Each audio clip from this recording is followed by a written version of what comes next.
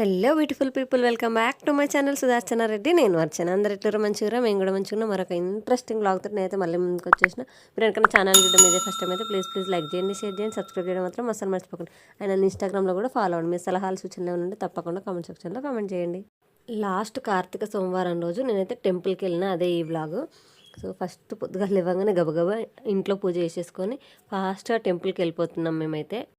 Actually ముందు రోజు plan లేదు నాకు. సడన్గా సాయంత్రం పూట, ఇంతకుముందు వీడియోలలో కూడా చెప్పిన నేను, లక్కీ వాళ్ళ అమ్మ అని, లక్కీ అని ఒక అబ్బాయిని చూపించిన, వాళ్ళ మమ్మీ అనమాట. ఇట్లా టెంపుల్కి వెళ్దామా, లాస్ట్ సోమవారం కదా రేపు అని అంటే, అవును నేను కూడా పోయిన సోమవారం వెళ్ళినా కానీ సాయంత్రం పూట వెళ్ళినా, ఈసారి ఆఖరి కాబట్టి వెళ్తా, నేను కూడా వస్తా అని చెప్తే ఆవిడ ఏమేమి కావాలని ఆవిడ చెప్పింది. అండ్ అట్లనే అంత పొద్దుగాల ఒక్కదాన్ని పోవాలంటే నాకు భయం, ఎందుకంటే కుక్కలు మస్తు ఉంటాయి మా ఏరియాలో. అందుకని ఎవరో ఒకరు సోపుతుంటే బెటరే కదా, ఆవిడకి నాకు ఇద్దరికి నయం అన్నట్టుగా ఇంకా ఆవిడతోటి కలిసి అండ్ పంచామృతాలు తీసుకొని పోయినా. ఎందుకంటే సోమవారం కాబట్టి శివయ్యకి అభిషేకం చేసుకోవచ్చు మన చేతులతోటి మనం అన్నట్టుగా పంచామృతాలు తీసుకొని పోయినా. అండ్ నేను ఈ మధ్య నేర్చుకునేది ఏంటంటే, డైరెక్ట్ ప్యాకెట్తో డైరెక్ట్ శివయ్య మీద పోయకుండా ప్యాకెట్ కట్ చేసి ఒక రాగి చెంబు, స్టీల్ చెంబు, ఇత్తడి చెంబు ఏదో ఒకటి తీసుకు అందులో కలిపి పోయడం వల్ల మంచిదంట దేవుళ్ళ మీద అట్లా ప్యాకెట్లో డైరెక్ట్ గుమ్మరేయడం కంటే.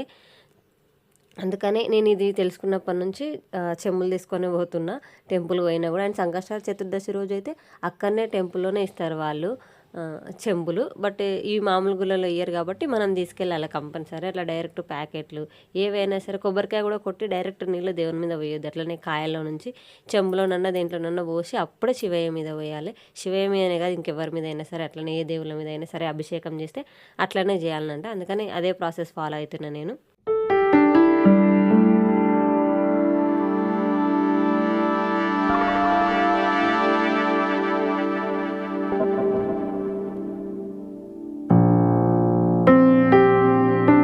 అండ్ ఉసిరి దీపం కూడా పెడుతున్నా. ఈ కార్తీక మాసం ఏ పూజ చేసినా శివకేశవులకు ఇద్దరికి చెందుతుందంట ఆ పూజ.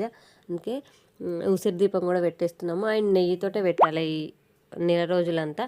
అండ్ ఇంకొక థింగ్ ఏంటంటే, నాకు అసలు ఇది తెలియదు, ఆ పక్కన అంటే చెప్తేనే నాకు కూడా తెలుసు. ఏంటంటే దీపదానం చేస్తే చాలా మంచిది, అది కూడా కార్తీక పౌర్ణమి రోజు చేస్తే ఇంకా మంచిది అని చెప్పారు. సో కార్తీక పౌర్ణమి అప్పుడు నాకు తెలియదు దీపదానం చేస్తారని. అండ్ తెలిసినా కూడా నేను చేయకపోతుంటే, ఎందుకంటే ఊర్లో ఉండే అప్పుడు. సో అప్పుడు వీలు కాకపోతే ఏంది, తర్వాత కార్తీక మాసం అయిపోయేలోపు ఎప్పుడైనా చేయొచ్చు.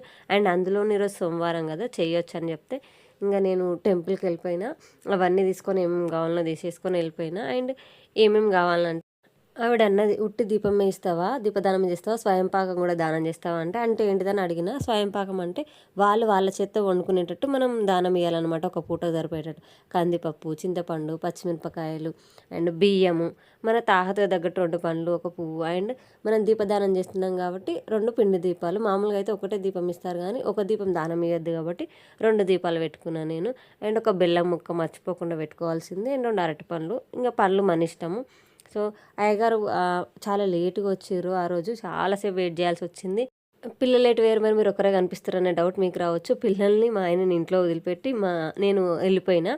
అండ్ ఫుల్ టెన్షన్గా ఉండే, పిల్లలు ఏడలేస్తారు, ఏడ సతాయిస్తారు ఆయన అన్నట్టుగా. బట్ ఒక్కసారి లేచిరంట, ఇంకా జోకొట్టంగానే వండుకున్నారంట 2 పిల్లలు. ఇంకా మా ఆయన, నేను వచ్చేదాకా మా ఆయన్నే ఉన్నాడు ఇంట్లో. మంచిగా పోయి ఫస్ట్ టైం నా లైఫ్లో ఇట్లా స్వయం పాకం దానం చేసిన నేను. అండ్ చంద్రుడు పోకముందుకే దీపాలు పెట్టాలంట కార్తీక మాసంలో.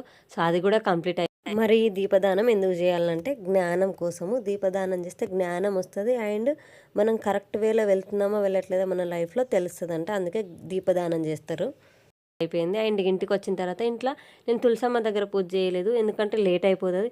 మబ్బులు 5 గంటలకల్లా మేము గుళ్ళోనే ఉన్నాము. అందుకనే వచ్చిన తర్వాత తులసమ్మకు పూజ చేసుకుంటున్నాను నేను, మళ్ళీ లేట్ అవుతుంది అన్నట్టుగా. సో తులసమ్మకు ఫాస్ట్గా వచ్చి పూజ చేసేసుకున్నాం. మళ్ళీ పిల్లలు వేస్తే మళ్ళీ అలా ఎత్తుకోవాలి, పూజ చేసుకునేయారు అన్నట్టుగా. లాస్ట్ మండే ఇట్లానే పూజ చేస్తుంటే మా చిన్న పాప లేచింది, ఎత్తుకొని పూజ చేస్తుంటే తనకు గంట కావాలంటే తనకి ఇచ్చేసిన నేను. అంతే కథం కింద ఎత్తేసింది, ఆ గంట పట్టుకునే దగ్గర ఇరిగిపోయింది. కొత్తది తెచ్చుకోవాలి. అండ్ అంతకుముందు సోమవారం ఏమో ఒక విగ్రహం ఇరగొట్టేసింది, పట్టుకుంటాను తీసుకుంది, టప్పని ఎత్తేసింది, అది కూడా వలిగిపోయింది. అందుకే నేను లాస్ట్ సోమవారం గుడికి పోయి గుడి దగ్గర పెట్టేసి వచ్చిన పలిగిపోయిన విగ్రహం, బట్ చూపించడం మర్చిపోయినా నేను ఇవన్నీ చేసుకునేలోపు ఇంతసేపు పిల్లల పక్కకు లేకుంటే వాళ్ళు పడుకుంటారో చెప్పండి, అస్సలు పడుకోలే. లేచిపోయింది మా చిన్న పాప. ఇంకా తనకు కూడా దీపదర్శనం చేయించి ఇంకా లేపేసిన తనని. ఇక్కడ బోర్ చుట్టూ బొట్లు కనిపిస్తున్నాయి కదా, ఏంటిదంటే వీళ్ళు మా ఓనర్ అంటే వాళ్ళు బావిలోనే, అప్పుడు చేదబావి ఉండేనట వాళ్ళకు, ఆ చేదబావిలోనే బోరేసిరంట. అందుకే ఆంటీ వచ్చి బోర్ వేసుకొని బోర్ దగ్గర చల్లీల స్నానం చేసి ఆడ బోర్ అంటే బావి, ఆ బావికి బొట్లు పెట్టి తాంబూలం ఇచ్చి వెళ్ళిందంట. అట్లా కార్తీక మాసంలో చల్లీల స్నానం చేసి ఆ బావికి తాంబూలం ఇస్తే మంచిదంట. నాకు కూడా చెప్పింది. బట్ చిన్నపిల్లలు ఉన్నారు కదా, చల్లీల స్నానం నా వల్ల కాదనేసి ఎప్పుడైనా పిల్లలు పెద్ద అయిన తర్వాత చేసుకోవచ్చు అన్నట్టు గుర్తుపెట్టుకో అని చెప్పింది నాకు. నాకైతే ఈ సంగతి తెలియదు.